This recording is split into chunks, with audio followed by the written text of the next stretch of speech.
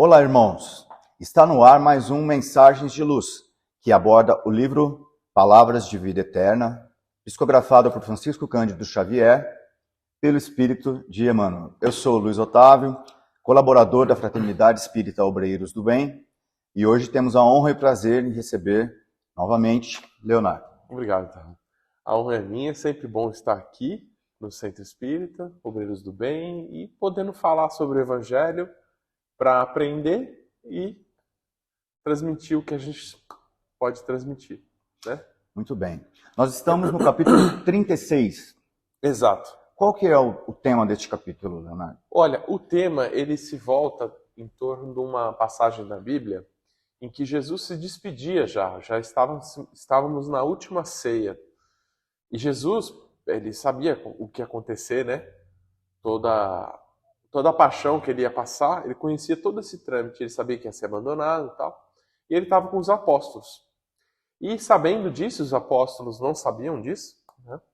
Ele falou a seguinte frase: não se turbe o vosso coração, que está no Evangelho de João, capítulo 14, versículo 1. Como Jesus falou, não se turbe o vosso coração num momento tão grave como foi o momento da paixão de Cristo, basta ler a Bíblia, mas todos nós sabemos que estamos fartos de filmes, de histórias sobre isso. Então Jesus deu essa mensagem para que não se turbe o vosso coração.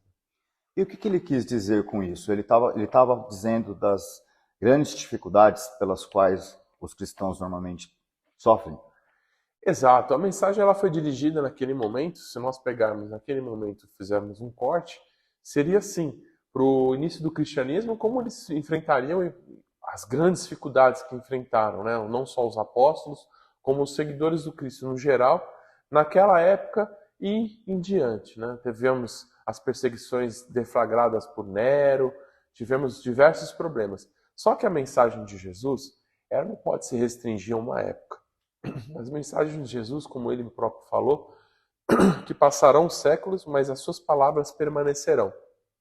Passa-se o tempo, mas as verdades dele são imorredoras. É impressionante como as lições de Jesus continuam muito atuais. Exato, né? exato. E exprimem da gente bastante esforço para captar, né, qual que é a mensagem para os dias de hoje e para o futuro. Sobretudo as palavras, as parábolas, né, que são mensagens cifradas, mas trazendo dentro do tema, né, que é o que nós temos que se ater agora, ele falava não se turbe o vosso coração, e como você perguntou, a respeito das dificuldades. Sim, ele queria nos trazer uma mensagem de consolo, porque sabia que nós, como devedores, como os devedores do passado, fizemos e erramos ainda, né?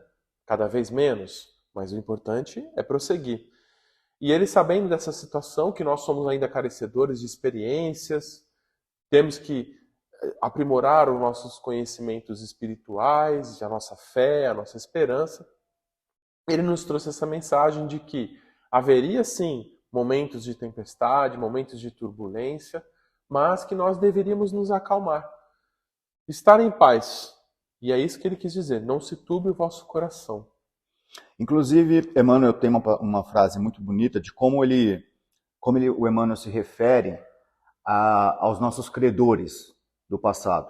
Não é? Sim. Como nós devemos enfrentar, que esses credores, ele fala, que são inflexíveis, solicitando reconsideração e resgate, serviço e pagamento. Exato. Essa está no quarto parágrafo da mensagem 36 do livro Palavra de Vida Eterna.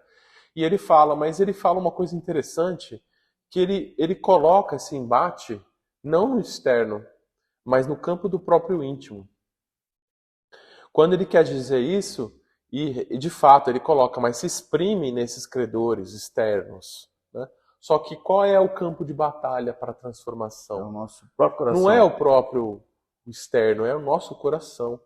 Exatamente. E quando nós travamos essa batalha interna de transformação íntima, ainda que haja credores externos, a nossa alma está em paz. Está em paz porque traz a consciência tranquila.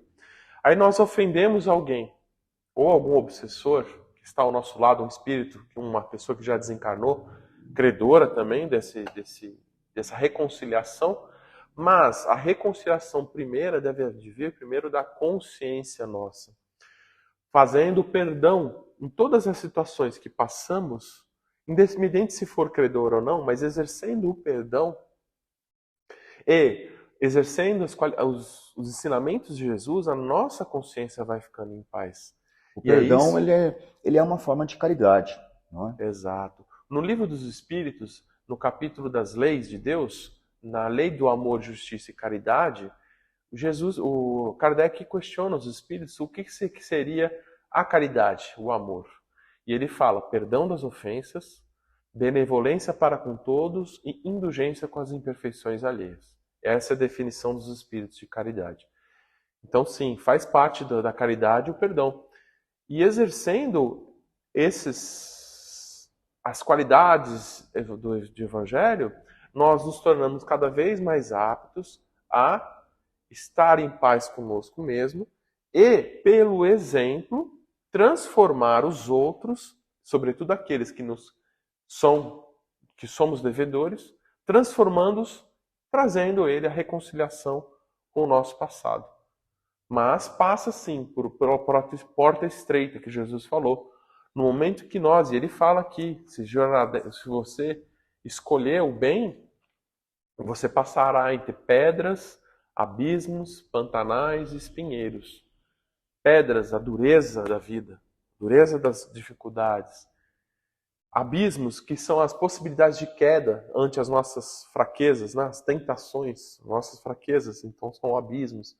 Pantanais, que são lodos da vida, dificuldades, vamos dizer assim, que dificultam o nosso caminhar, né? O pântano, aquelas dificuldades. E espinheiros, que são aqueles machucados, né? Que cortam nossa carne, que dificultam o nosso andar também. Mas nós devemos entender que essas dificuldades vêm, mas que nós crescemos com elas. Se soubermos aproveitar, sim. E é aí que o Emmanuel encerra no livro, quando ele fala que um coração corajoso e timorato, né? Ele usa a palavra mais erudita. E timorato, e um coração puro, corajoso e puro, ele traz a luz dentro de si. E com essa luz, que é a consciência tranquila, ele é capaz de enfrentar todos os desafios.